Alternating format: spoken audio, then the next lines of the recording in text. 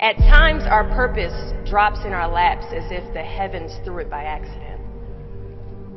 Do not fear failure, but please be terrified of regret. As giving up is the birth of regret. In the summer of 2009, I was 19 years old, working a summer position at Target between my freshman and sophomore year at undergraduate school.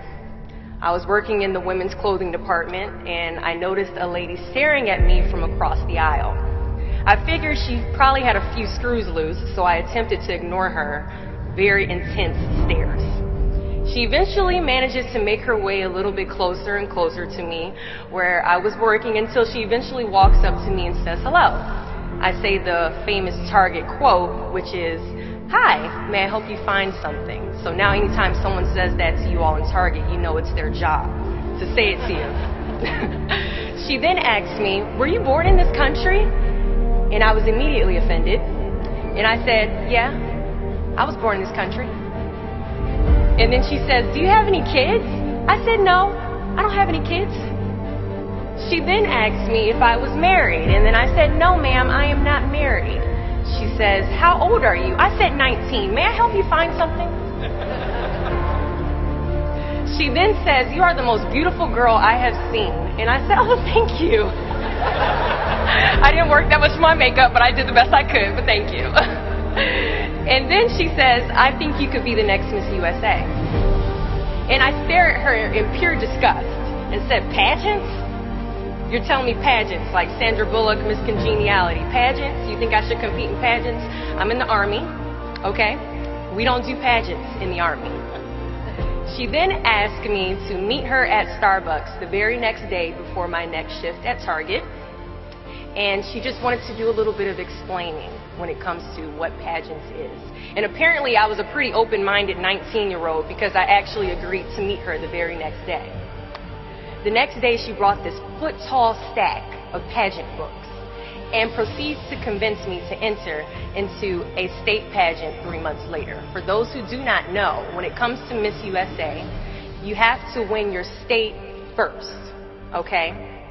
So 3 months later, I compete in my first pageant, and I lose. I go back the second year, compete in the state pageant. I lose.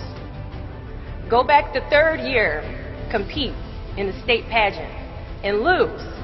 Go back the fourth year, compete in the same pageant, and lose. I go back the fifth year, y'all,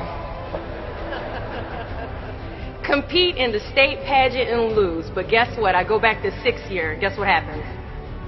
I lose. I called her on the phone and said, "You told me I could be the next Miss USA."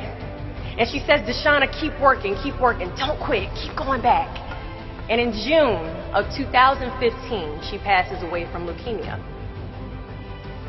6 months later, in December 2015, I win Miss District of Columbia, USA.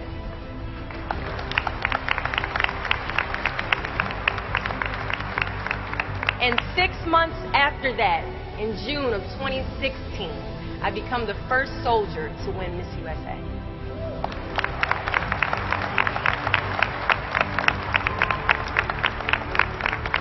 And you all already know where I'm going with this.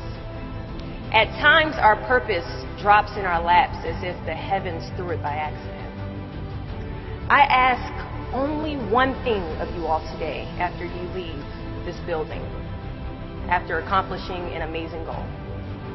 Do not fear failure, but please be terrified of regret.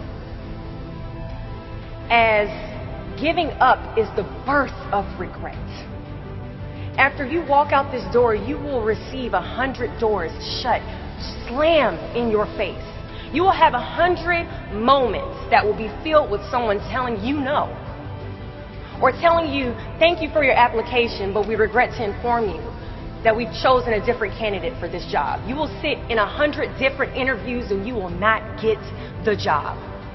The reality of life is that we will all hear more no's than we hear yeses. And we will fail a lot, and I mean a whole lot.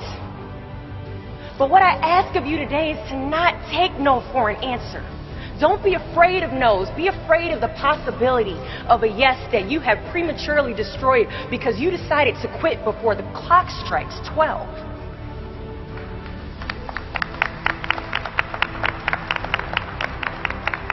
You can ask anyone, friend, family, anybody. I love a good no. Please tell me no. Telling me no is like adding fuel to a fire that is now set ablaze because of your single no. I love additional reasons to work harder. Please give me a reason.